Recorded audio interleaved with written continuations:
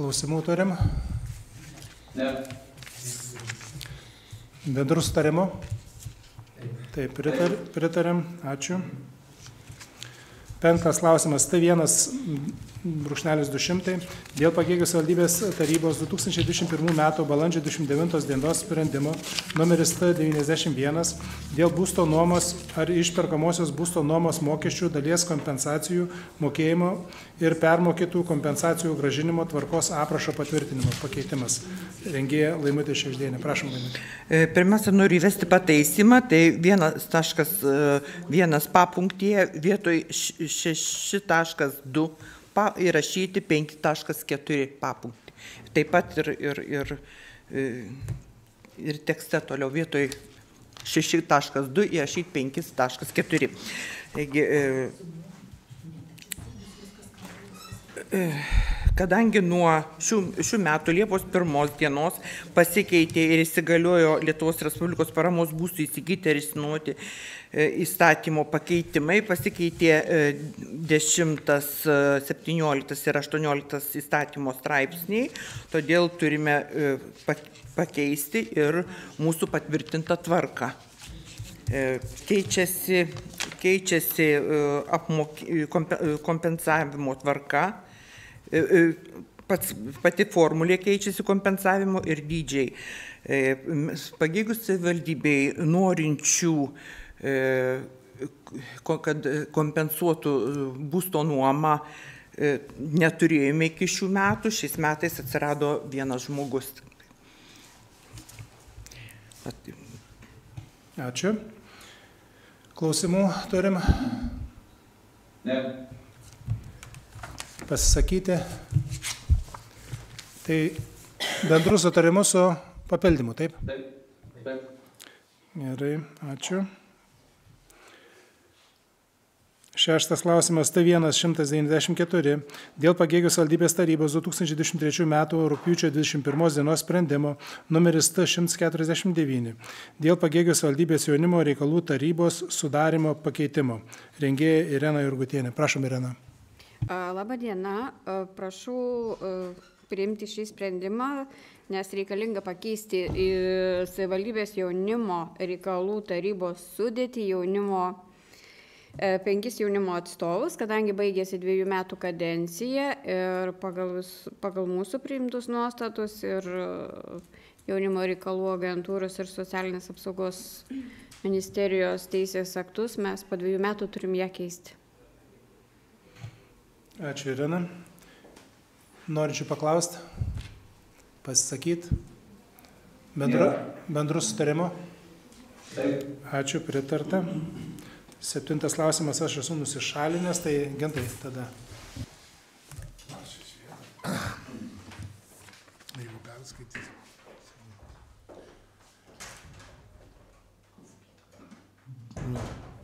Taip, tęsiam posėdį. T1-192 dėl Pagėgių Algimanto Mackaus gimnazijos nuostatų patvirtinimo. Rengėja Virginija Sirvydinė, švietimo, kultūros ir sporto skyriaus vedėja. Prašau, Virginija, trumpai.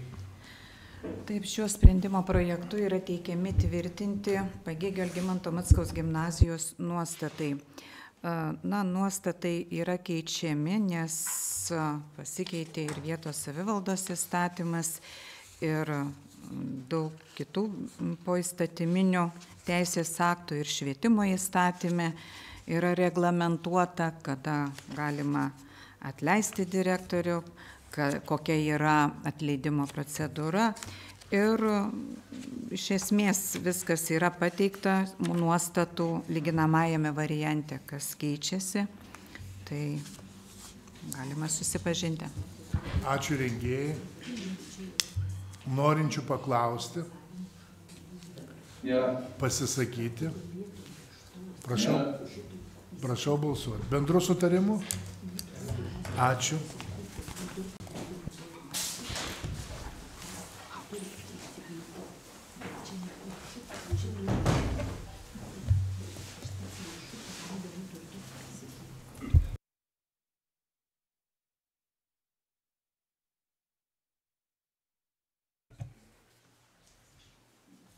Taip, 8 klausimas. T1 196.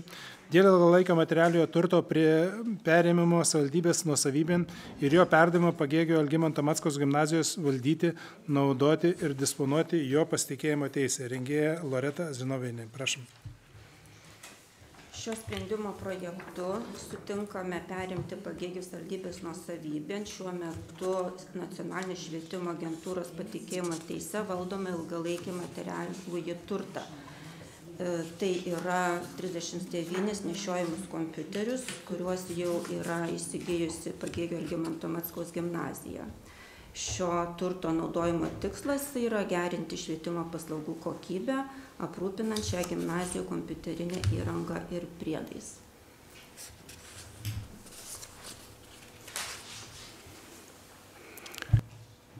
Supratomas. Ačiū, Loreta. Ar klausimų turim? Neturim. Pasisakymų? Bendro sutarimo? Taip. Bendro. Ačiū.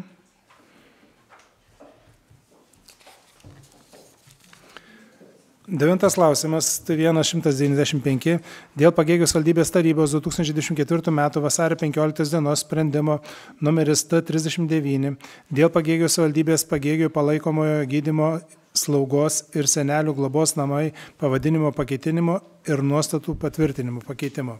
Rengėja Daiva Vaitikienė, prašom. Labą dieną. Šiuo sprendimo projektu keičiame Pagėgių socialinės globos namų nuostatus, kurie buvo patvirtinti 24 metų vasario 15. O nuostatai yra keičiami dėl to, kad palaikomojo gydymo ir slaugos paslauga buvo išimta iš socialinės globos namų sudėties ir dabar šita paslauga yra teikiama pirminės sveikatos priežiūros centre, dėl to nuostatai yra koreguojami ir kas buvo susijęta su šita paslauga yra išimta. Ačiū, Daiva. Klausimų turim? Pasisakymų? Bendrų sutarimo? Pritarėm? Ačiū. Nuo 10 klausimo Ričardas nusišalina. Ačiū. T1 198 dėl maksimalių socialinės priežiūros ir laikino atokvėpio paslaugų išlaidų finansavimo Pagėgių savivaldybės gyventojams dydžių nustatymo. Rengėja Daiva Vaitikienė. Prašom, Daivai. Šiuo sprendimo projektu teikiame maksimalės socialinės priežiūros ir laikino atokvėpio paslaugos išlaidas, kurios būtų taikomos Pagėgių savivaldybės gyventojams dydžių nustatymas.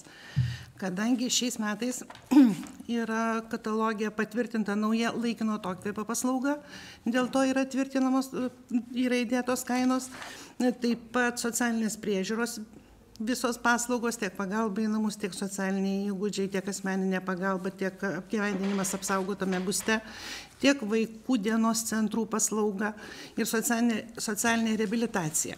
Kadangi kai kurios paslaugos yra finansuojamos tiek iš savivaldybės lėšų, tiek iš valstybės lėšų, tada savivaldybė turi, kaip aš sakau, prievolę tikriausia būtinybę dasidėti savo lėšomis, kad mums būtų skirtos valstybinės lėšos.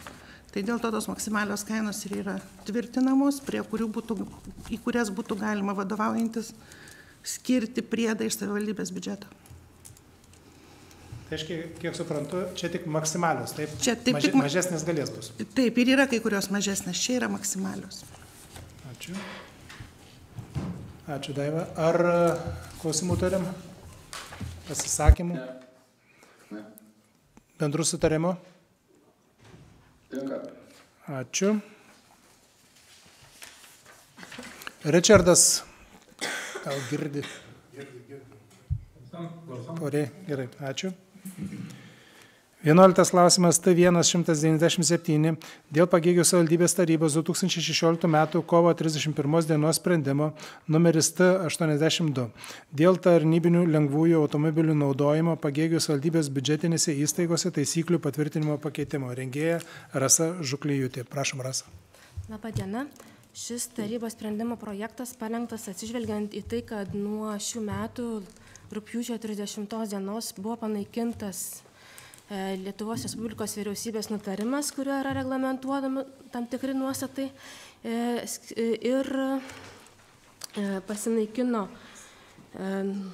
galimybė įmonės darbuotojui nuomotis iš įstaigos transportą savo reikmėms. Nebelieka tos nuostatos, taip pat nebelieka pareigos kreiptis į tarybą dėl pritarimo įsigyjant arba nuomojantis transportą. Taip pat pasikeitė ir